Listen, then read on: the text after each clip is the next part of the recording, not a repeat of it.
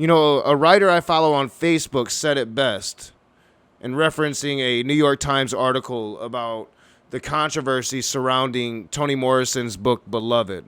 And I want to read you what he wrote. The son of Baldwin writes, "I'm always astonished, but not surprised, by the profound hypocrisy of the people who are constantly screaming free speech. These individuals have a very specific notion of what free speech means. They believe it means that they, and only they, get to say and do the most abusive, cruel, horrific, oppressive, and violent things without accountability, consequence, limit, or repercussion. At the core of their interpretation is the notion that human freedom is defined by not how benevolent one can be, but how malevolent one can be. How free one is to be evil is the measuring stick for liberation by their definition. So free speech doesn't, for them, apply to attempts to expose or dismantle evil, nor does it apply to any truths that contradict their well-worn myths about their own inherent superiority and the inherent inferiority of others. Which is why they will die on a hill shouting that a former president admitting with his own mouth to sexual assault is locker room talk, that we must separate the art from the serial rapist because we got to be able to jam at the expense of children, that comedians should be able to dehumanize trans women because we want to view killing them as funny, not horrific.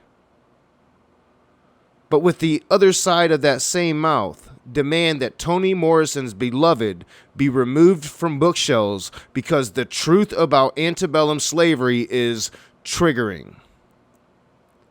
The truth will always trigger a liar.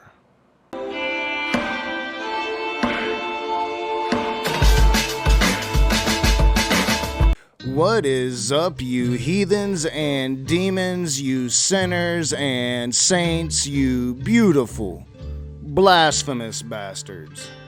Welcome back to the Raging Atheist. I am your boy Nakasuchi, and I have to give a troll a lesson in civics. Now, this is the end of Content for the Godless Season 2. I'm going to be taking a break. I'm going to take a couple week break just from YouTube altogether, and then I'm going to get back into making some videos. If you're on my Patreon, you'll be able to see those videos as they're being made, but I'm going to get about 80% of Season 3 done before I even start releasing it. And I'm not going to be streaming much at all, if ever, during this period. I will be releasing some in-between videos of some of my old interactions. Those are easy and they don't take me a lot of time. But I'm going to be gone. So this is the last video for a while. But you're going to want to stick around for Content for the Godless Season 3.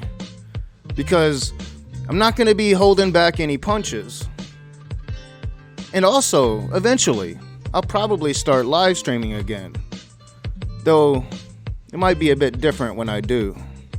Alright, so let's get into the meat of what I want to talk about today, because I have Cerberus Flex, the troll of trolls, trying to troll me about calling out a bigoted ass joke he made in a live stream just to trigger me. The sole intent of the joke was to get a reaction from me. I gave him the reaction he wanted. I called out the bigotry. It's what I do. I will never apologize for it, and I will always feel proud for it. I think that makes me a good human being, and I think it's my free speech to be able to do so. But oftentimes, when you hear these quote-unquote free speech advocates, what you're really hearing is a bigot trying to give you an argument on why we should allow that bigotry. And you're also getting somebody that clearly doesn't understand what free speech means, what it means constitutionally, or what it means in practical application. But first, let's just get into what the troll's trying to say. He recently put this in my comments. So I'm here calling out your bigotry, Knock. Remove the music you stole from Immortal Technique, a black man. I told an anti-joke to upset you, give you the consequences you said speech should have, and for being bigoted toward those that like free speech. It harmed nothing but your hypersensitive feels. You, however, are straight up stealing from a black man, his hard work, so pay him for the use of his work or remove it from your video. Do you know what they call it when you make someone work for your profit without payment? Do better knock or go to bed. Weak. Now, the go to bed is the current meme of Will and crew, and I guess we'll just call them, the Gurmania stream crew. That's the current meme. Go to bed knock. And no, I'll go to bed when I want to go to bed. I'll go to bed when I feel like I can go to bed. Don't fucking tell me when to go to bed. Do I tell you when to go to bed? But that's the current meme. But let's real quick address this whole allegation that I'm stealing music from Immortal Technique, a black man. Now, he's gonna be quick to point that out, but that's just not the truth. For one, my channel isn't monetized, so I don't make a dime off of this channel. I don't make any profit off of this channel. I have a little bit of money coming in from Patreon, and there is a way to tip through OBS when I'm streaming, but this channel makes no profits, no money. Two, when I do use music that is owned by other people, YouTube takes care of that. You see, you just don't understand YouTube. So let me show you. I erased most of these, so I deleted the more recent one in the video that he's specifically talking about, where I'm just using background instrumentals. And usually if I'm using just instrumentals in the background, I'm not even using the original artist instrumentals. I'm just using reproductions of those instrumentals. You can find them all over YouTube. But Cerberus just doesn't understand how YouTube works. So, when I do use music owned by an artist, I get one of these. Hi, the Raging Atheist. A copyright owner using Content ID has claimed some material in your video. Your video is live and the visibility settings you selected remain applied to it, but it is now either being monetized by the copyright owner or they have chosen to receive analytics about it. This is not a copyright strike. This claim does not affect your account status. Video title, 54D Chess with Will Kincaid and Smokey Saint, which I'm actually pretty sure I used cuts of the actual lyrical video in that. Right? Next steps, if there are no problems, blah, blah, blah, blah, blah. You can appeal here, whatever. But as you can see, Immortal Technique's label does get compensated when I use their music. When I use background instrumentals, I'm usually not even using the artist background instrumentals. I'm using reproductions of it that are on YouTube that you can find really easily. Background music has always been easy. And, I don't see Cerberus Hex trying to say that I'm stealing Rage Against the Machine's music when I use their background music, or Tool's music when I use reproductions of Tool instrumentals. No, he's just trying to troll, and he doesn't have any understanding of how YouTube works. And just to, really hammer it home, because clearly Cerberus Flex has not seen the best side of YouTube. So I'm just going to show you real quick. When they were done and she was lying bloody, broken and bruised, one of them niggas pulled out a brand new 22. They told him that she was a witness for what she'd gone through, and if he killed her, he was guaranteed a spot in the crew. He thought about it for a minute, she was practically dead, and so he leaned over and put the gun right to her head.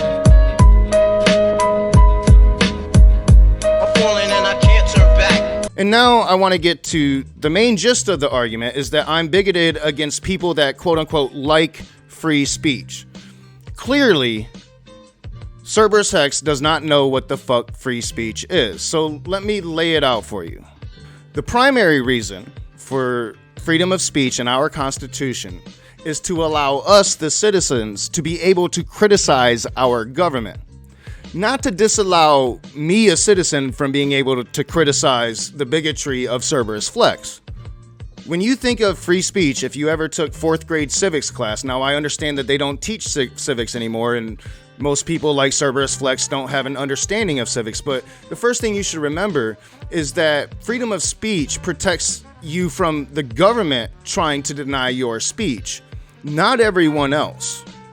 This means that you do not have the right to just go around and say whatever the fuck you want to say and not suffer any consequences for it.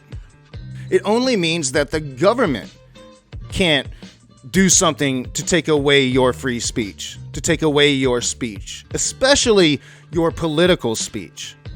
The speech that gets the most protection is laid out in Brandenburg versus Ohio, a 1968 case.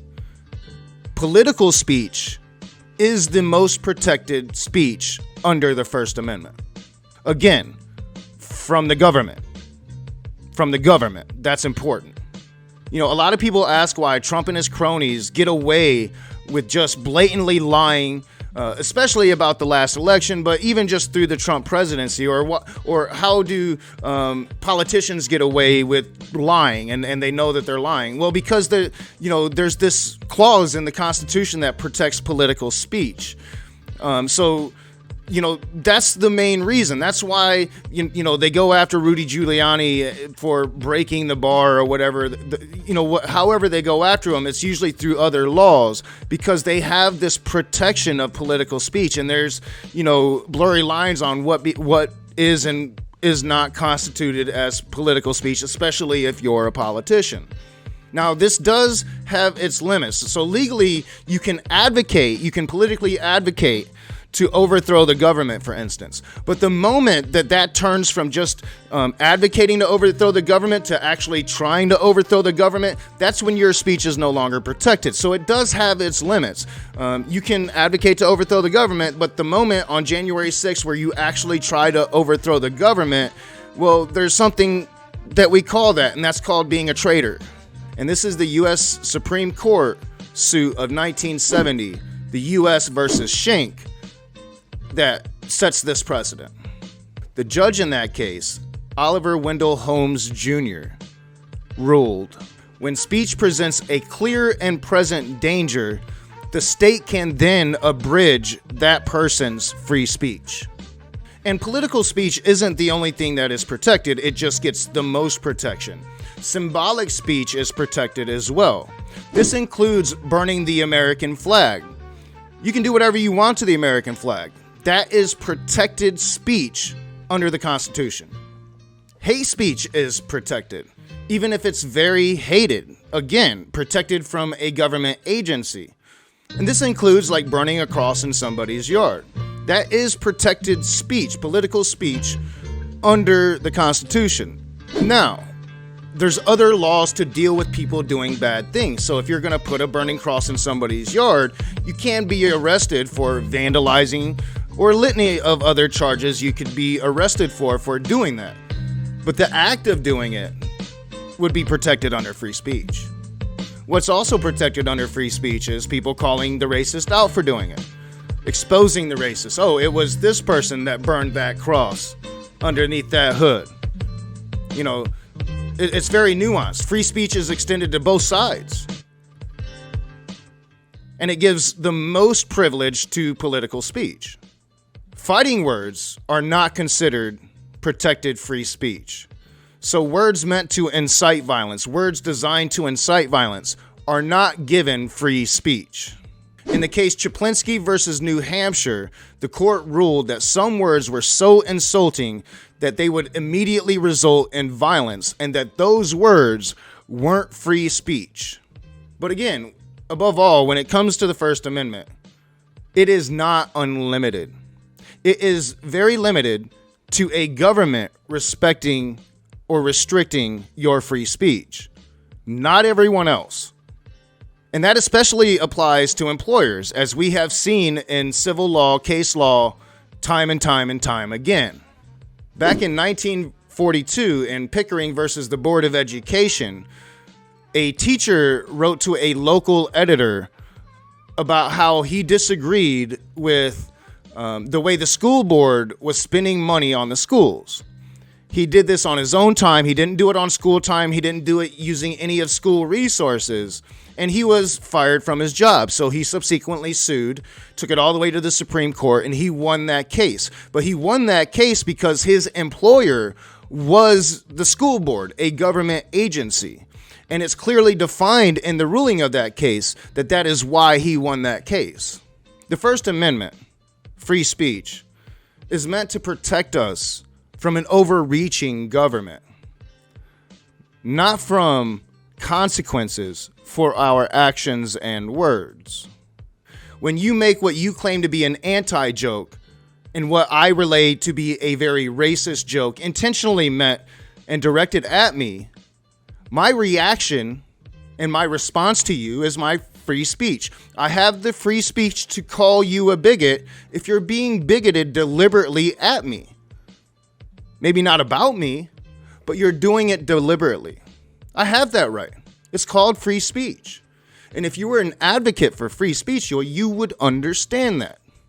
But too often, is free speech just a dog whistle for very bigoted people? You know, it's not really hard to determine if you're right or wrong here. If you're on this side of Smokey Saint who thinks that he should be able to say the N-word, and that's free speech, you clearly don't understand what free speech is. You clearly don't have an understanding of constitutional law. And I can't help you with that, except, just be a better troll. All right, y'all. So, with all of that being said, it's time to wrap it up. Gonna take me a little bit of a break. Gonna start making season 3. And when I come back, I'm not gonna be pulling any punches.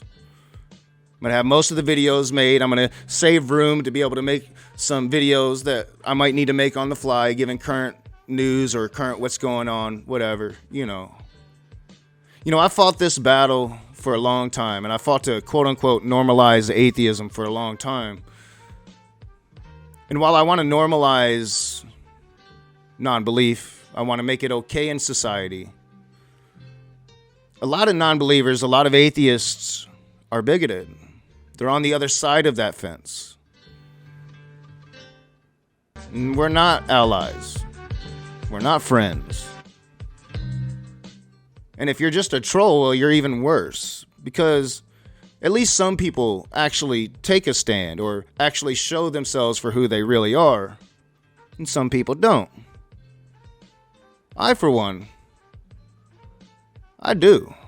And I'm not ashamed of it. So it might be a while before I see you guys again. A few months maybe. Who knows? But I will be back. In season 3, I think it'll be worth it. So till the next time, I'll see you in a bit.